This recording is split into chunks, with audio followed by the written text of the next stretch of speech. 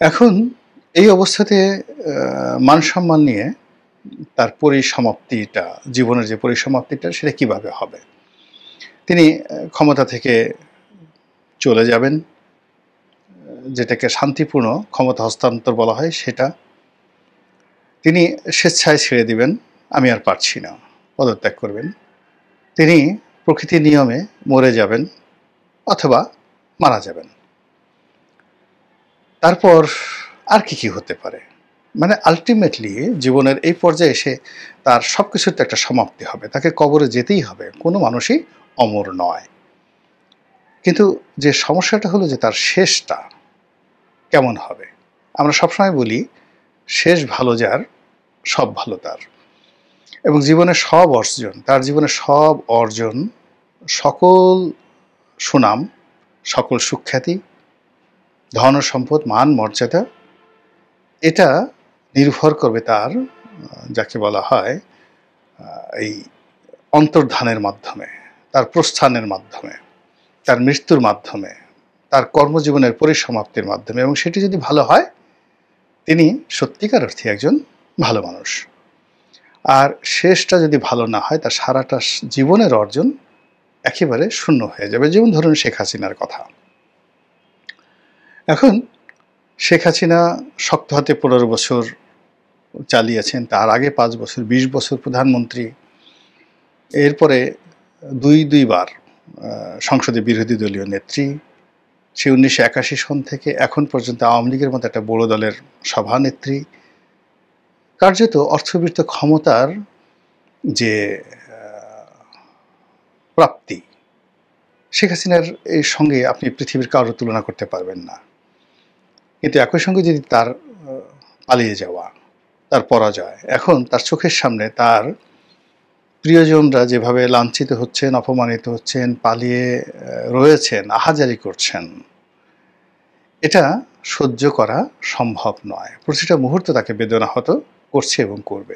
এটা জীবনের একটা বিরাট পরাজয়।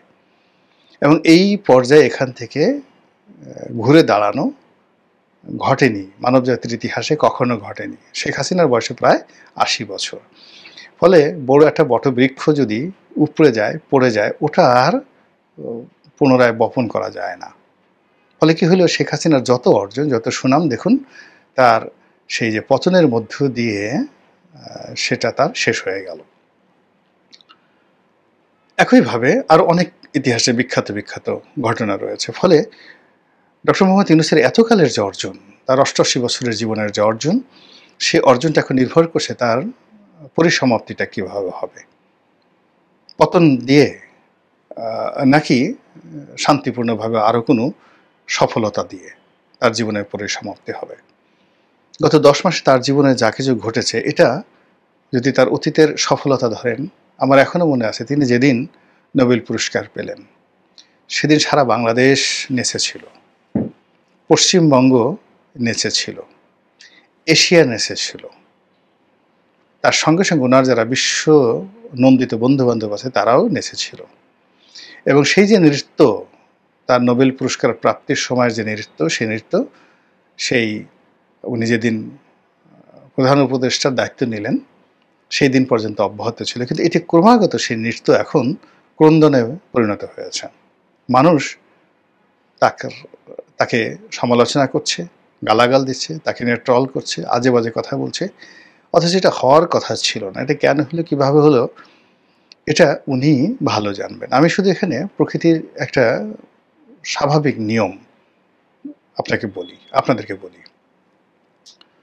আমরা যে মানুষ মারা যায়, মারা যাওয়ার পরে লাশ কবরে রাখে, সে সময় একটা দোয়া আমরা পড়ি। সেই দোয়াতে আমরা কি বলি? আল্লাহর কথা, পবিত্র কালামে পাকের কথা, মিনহা খালাকনাকুম অফিহা নুইদুকুম অমিনহা নুখরিজুকুম তারাতান উখরা। হে মানুষ, তোমাকে মাটি দিয়ে তৈরি করা হয়েছিল, আবার এই মাটির মধ্যেই তোমাকে গ্রথিত করা হলো, চাপা দেওয়া হলো, কিংবা কবর দেওয়া হলো। আবার এই মাটি থেকেই একদিন আবার তোমাকে উঠানো হবে। তো এই যে মৃত্যুর সময় যে একটা অমীয় বাণী পবিত্র কালামের, এর সঙ্গে আমরা দুনিয়াতে আরেকটি কথা, তোমারে বুদ্ধিবে যে গোকুলে বাড়ি শেষে, এটাও যেভাবে প্রিয়। আর যার যেখান থেকে উত্থান হয় ওখানেই তার পতন হয়, অর্থাৎ যে মানুষটি যে কর্ম করে তার উত্থান হয়েছে সেই কর্মের মাধ্যমে তার পতন হবে। অতীতে আপনি দেখেন বঙ্গবন্ধু রাজনীতি দিয়ে তার উত্থান, সেই রাজনীতির কারণেই তার পতন হয়েছে। জিয়াউর রহমানের কথা চিন্তা করেন, যে সামরিক বাহিনীর সাহায্য নিয়ে সমর্থন নিয়ে তার উত্থান, সেই সামরিক বাহিনীর হাতে তার মৃত্যু হয়েছে। আমাদের দেশের 111 বলেন, এরশাদের পতন বলেন, মানে যাদের সাহায্য নিয়ে সহযোগিতা নিয়ে বা যাদেরকে নিয়ে তাদের স্বপ্ন বাসর ছিল, সেই স্বপ্নই তাদের জন্য দুঃস্বপ্ন বয়ে এনেছে। তো সেই ক্ষেত্রে ডক্টর মোহাম্মদ ইউনূসের যে উত্থান, কোত্থেকে উত্থান হয়েছে? তার উত্থান হয়েছে পশ্চিমাদের আশীর্বাদের মাধ্যমে। তার উত্থান হয়েছে কথা বলার যোগ্যতার কারণে।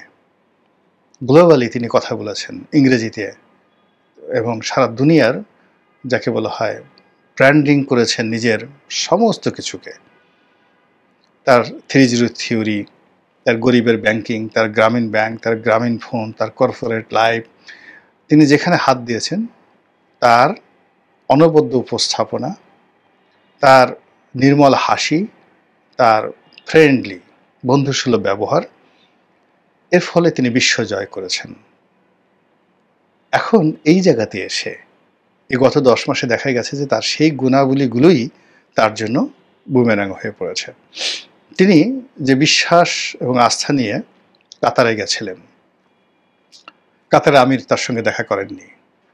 যে বিশ্বাস এবং আস্থা নিয়ে তিনি জাপান গিয়েছিলেন, কোনো ফলাফল হয়নি। তিনি যে বিশ্বাস এবং আস্থা নিয়ে ইংল্যান্ডে গিয়েছিলেন, কিচ্ছু হয়নি। অথচ এই আন্তর্জাতিক বিদেশের মাটিতে তিনি সবসময় যেবারই গেছেন অর্জন করে নিয়ে এসেছেন, অনেক কিছু অর্জন করে নিয়ে এসেছেন প্রদর্শন করার মতো। কিন্তু এই গত 10 মাসে সবকিছু তার জন্য বুমেরাং হয়েছে। এই গেল এক। 2 নম্বর হলো পশ্চিমাদের যে আকণ্ঠ সমর্থন, সহযোগিতা, তাদের যে অ্যাডভার্টাইজমেন্ট, এইগুলোর কারণে ডক্টর মোহাম্মদ ইউনূস মানুষ থেকে মহামানবে পরিণত হয়েছে। এবং তিনি আজীবন মানুষকে স্বপ্ন দেখিয়েছেন। তার গ্রামীণ ব্যাংক স্বপ্ন দেখিয়েছে, তার প্রতিটি প্রতিষ্ঠান, তিনি গ্রামীণ ফোন করেছেন, ওখানে চাকরি করাটাও একটা স্বপ্নের বিষয় ছিল। তো এই যে স্বপ্ন, তিনি মানুষকে স্বপ্ন দেখিয়েছেন, এবং স্বপ্নের ফেরিওয়ালা রূপে আপনি ধরুন লিও টলস্টয় গল্প লিখে বা নাটক লিখে, আপনি Bernard Shaw, William Shakespeare, Rabindranath Thakur, Bankim, আমাদের বাংলা সাহিত্যে হুমায়ুন আহমেদ, মানে তাদের সার্থকতা কি? অসংখ্য মিথ্যা কথা বলে, মিথ্যা কাহিনী সুন্দরভাবে লিখে মানুষকে একটা স্বপ্ন উপহার দিয়েছেন। নজরুল কি করেছেন? তিনি প্রিয়তমাকে প্রেম নিবেদন করেছেন। তো কি করবেন? তিনি জ্যোৎস্নার আলো নিয়ে আসবেন, জ্যোৎস্নার আলো নিয়ে আসবেন চাঁদ থেকে। তারপরে আকাশের রংধনু থেকে তিনি আলতা রং নিয়ে আসবেন, এনে প্রেমিকাকে সাজাবেন। মানে তার পার্সোনাল কোনো ইনভেস্টমেন্ট নাই। সে একবারও বলছে না যে আমার পকেট থেকে 10টা টাকা দিয়ে 2টো সিঙ্গারা এনে তুমি আর আমি সস দিয়ে সিঙ্গারা খাবো আর তোমার মুখের দিকে তাকাবো।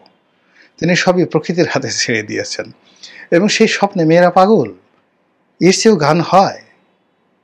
তো এরকম মানুষ স্বপ্ন দেখে পছন্দ করে, মানুষ মিথ্যা কথা শুনতে পছন্দ করে, গল্প শুনতে পছন্দ করে। আপনি রিয়েলিটি বলেন, আপনাকে যদি বলা হয় যে আপনার সারা শরীরে ক্রিয়াগুলো, পোকাগুলো কিরমির কিরমির করছে, মাইক্রোস্কোপ দিয়ে যদি আপনি দেখেন, তো আপনার মুখে অসংখ্য জীবাণু, ময়লা যদি আপনি মাইক্রোস্কোপ লাগান, তারপরে শেষে আপনার পেটের মধ্যে ময়লা, অসংখ্য গ্যাস, কৃমি, গুঁড়া কৃমি, ছোট কৃমি, অসংখ্য পোকা আপনার পেটের মধ্যে, আপনার নাভির গোড়ায়, আপনার লজ্জা স্থানে, আপনার সব জায়গাতে শুধু পোকা আর পোকা। এই যে রিয়েলিটি, আপনাকে যদি কেউ বলে, আপনি বলবেন এই হারামজাদাকে ধর, একে পিটমোড়া করে ভালো করে বাঁধ, তারপরে ওকে মানে এক জোয়ার এক ভাটা আচ্ছা মতোকে পিটুনি দেয়, আমি দেখি এবং শান্তি পাই, ও আমাকে এই কথাগুলো বললো, অথচ সে কিন্তু সত্য বলেছে।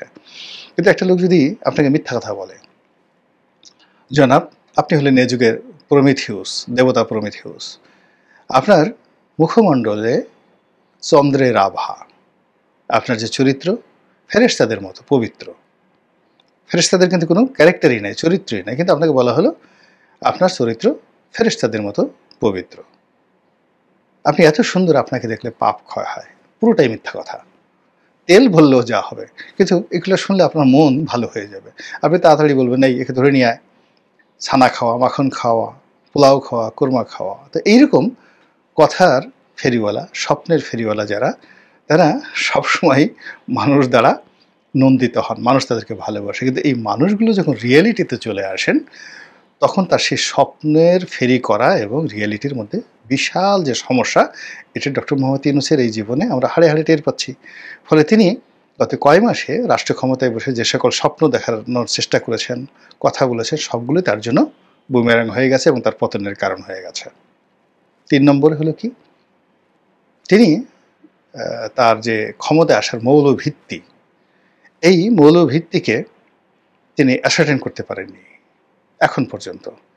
তিনি যদি বলতেন যে মহান আল্লাহ রাব্বুল আলামিন দয়া করে আমাকে রাষ্ট্র ক্ষমতায় বসেছেন, আমি সারা জীবনে যে ভুল করেছি, অন্যায় করেছি, পাপ করেছি, আমি এই আল্লাহর নিয়ামতের জন্য আনন্দ চিত্তে, সন্তুষ্ট চিত্তে আমি তওবা করছি, প্রকাশ্যে আস্তাগফিরুল্লাহ রাব্বিহিম মিন কুল্লি যামবি ওয়া তুবু ইলাইহি লা হাওলা ওয়া লা কুওয়াতা ইল্লা বিল্লাহিল আলিয়্যিল আযীম। 1 2 নম্বর হলো যে আমি সেকুলার রাজনীতি করেছি, সেকুলার জীবনযাপন করেছি, ধর্মকর্ম কখনো বিশ্বাসও করিনি, পালনও করিনি। তো আমি এই যে আল্লাহর নিয়ামত, এই আল্লাহ যে অসম্ভব, যেখানে আমি জেল জীবনের সংখ্যায় অতিষ্ঠ ছিলাম, আমি প্রতি মুহূর্তে মনে হতো যে এর চেয়ে মরে যাওয়া ভালো। সেই আমাকে রাষ্ট্র ক্ষমতা যে আল্লাহ বসিয়েছেন, আমি বিশ্বাস করলাম যে পৃথিবীতে আল্লাহ আছে। তো তিনি, তার জায়গায় যদি আমি হতাম, আমি বলতাম যে সব কাজ বাদ, আমি আমার নিজস্ব হালাল উপার্জন দিয়ে আমি একটু উমরা করে আসব, কাবা শরীফ তাওয়াফ করব, আল্লাহ রাসূল মুহাম্মদ রাসূলুল্লাহ সাল্লাল্লাহু আলাইহি ওয়াসাল্লামের রওজা মোবারকে একটা সালাম জানিয়ে আসব। আমি এই কাজ করতাম। উনি সেটা করেননি। তিনি আসমানের মালিককে ভুলে গেছেন, রাসূল পাক সাল্লাল্লাহু আলাইহি ওয়াসাল্লামকে ভুলে গেছেন, কোরআনকে ভুলে গেছেন। অথচ যারা কোরআনের জিকির করে তাদেরকে তিনি ইনস্ট্রুমেন্ট হিসেবে ব্যবহার করেছেন, না যে ইনস্ট্রুমেন্ট, নট যে হৃদয় থেকে যে না এরা দ্বীনী ভাই, এরা সত্যি কথা আমাদের জন্য অনেক কিছু করতে পারে। তিনি সেই কাজটি করেননি। তিনি যে কাজটি করেছেন সেটা বলতে গেলে শিরক। তিনি বলেছেন এই ছাত্ররা আমাকে ক্ষমতায় বসিয়েছে। আরে বাবা, ছাত্ররা আপনাকে কিভাবে ক্ষমতায় বসাবে? যে ছাত্রদের কাপড় চোপড় ঠিক নাই, মেস ভাড়া দিতে পারে না, বাড়িতে যাদের ঘরে চাল নাই, ডাল নাই, এই গরিব মানুষের সন্তান, ওদের জীবন নিয়ে টানাটানি, ওরা আপনাকে কি করে রাষ্ট্র ক্ষমতায় বসাবে? রাষ্ট্র ক্ষমতায় বসিয়েছে আপনাকে আল্লাহ। আপনি আল্লাহর সে জায়গায় আল্লাহকে স্বীকার না করে আপনি বলছেন এই যে বিপ্লবীরা, ছাত্ররা আমাকে ক্ষমতায় বসিয়েছে, আমি এই ছাত্রদেরকে আমার নিয়োগকর্তা মনে করি। এটা সরাসরি শিরক। এই কথা কেউ বলে না, বলা উচিত নয়। আপনার কথা হবে আলহামদুলিল্লাহ, আল্লাহ সকল প্রশংসার মালিক, আর তিনি সাহায্যকারী শক্তিরূপে আল্লাহ এই ছেলে মেয়েদেরকে যেটাকে বলা হয় সুলতান আর নাসিরা, সাহায্যকারী শক্তিরূপে এদেরকে পাঠিয়েছেন। এরা আল্লাহর হুকুমে যে কাজগুলো করেছে, এদের এই সাহস আসার কথা না, এরা আল্লাহর হুকুমে সাহস পেয়েছেন, আর এরা দুনিয়ার এত মানুষ রেখে আমাকে পছন্দ করেছে। আল্লাহর দরবারে শুকরিয়া, এবং আমি এদের প্রতি কৃতজ্ঞ। I am grateful. এবং তাদের এই অবদানের জন্য আমার পক্ষ থেকে তাদেরকে যতটুকু প্রতিদান দেওয়া সম্ভব আই উইল ডু। এটা হলো তার বয়সের জন্য একটা সত্যিকার অন্তঃস্থল থেকে কথা। কিন্তু সেটা না করে তিনি বললেন কি এরা আমাদের নিয়োগকর্তা। ফলে কি হলো দেখুন, তার এই যে শুরুটা, ছাত্ররা তাকে নিয়োগ দিয়েছে, এই ছাত্ররা এখন তার বিরুদ্ধে চলে গেছে বিরাট অংশ।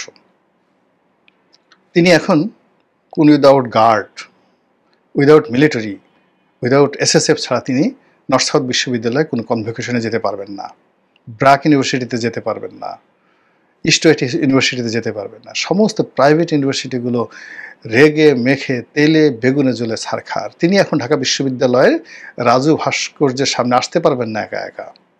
অথচ তিনি যদি আগস্ট মাসের ৬ তারিখে ২০২৪ সনে ঢাকা বিশ্ববিদ্যালয়ে আসতেন, বসন্ত শুরু হয়ে যেত প্রকৃতিতে।